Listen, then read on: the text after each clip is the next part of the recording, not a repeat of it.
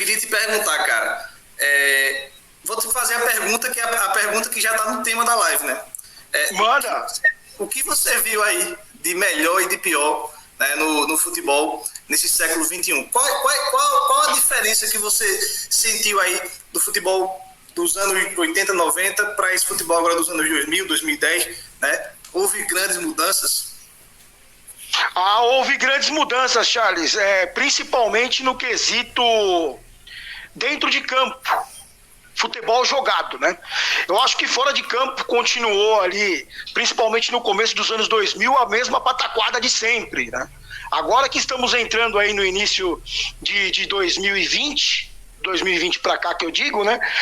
Que a mentalidade extracampo começou a mudar um pouco, porque alguns times se dissolveram aí ao longo desses anos e percebamos aí todos nós, que clubes que eram mais modestos, né, clubes que eram designados menores, já estão fazendo parte aí de um cenário nacional, ocupando uma outra camada do cenário nacional.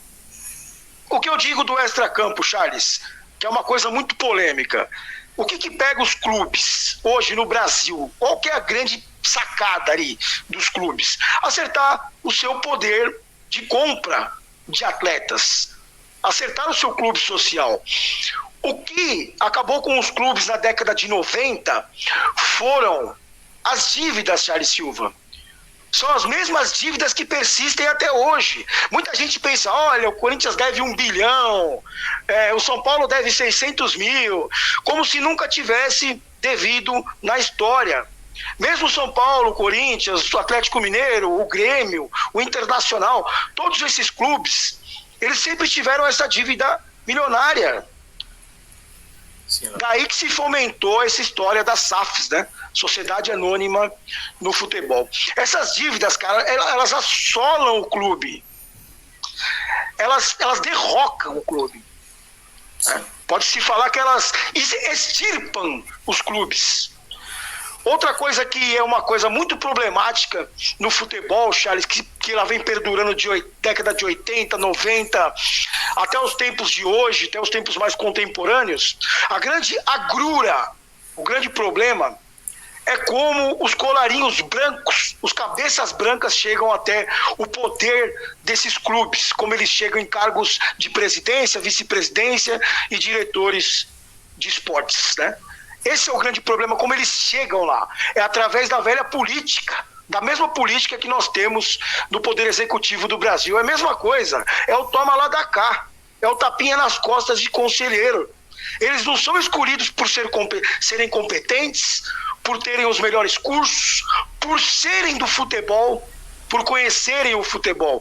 Eles chegam a esses cargos por darem tapinha nas costas de conselheiros, por oferecerem cargos. A maioria deles entram nos cargos com um patrimônio MNO e saem com um patrimônio XYZ. Todo mundo sabe disso, né? Eu não quero ser leviano, não vou citar nome de ninguém, mas todo mundo sabe que acontece no futebol. E você que é do Nordeste, Charles Silva, conheço muito bem o futebol do Nordeste também, sou um apreciador, assisto às Copas do Nordeste, adoro. Aí acontece de uma forma obscura.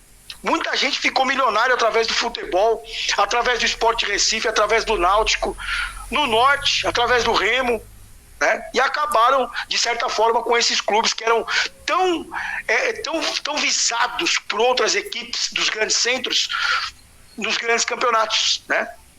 Então são coisas ali que ao longo do tempo acabaram. O resultado desse sistema de poder, Charles, é uma herança claramente vista aí nos balanços financeiros atuais, né, de todos os clubes. É a herança que eles deixam.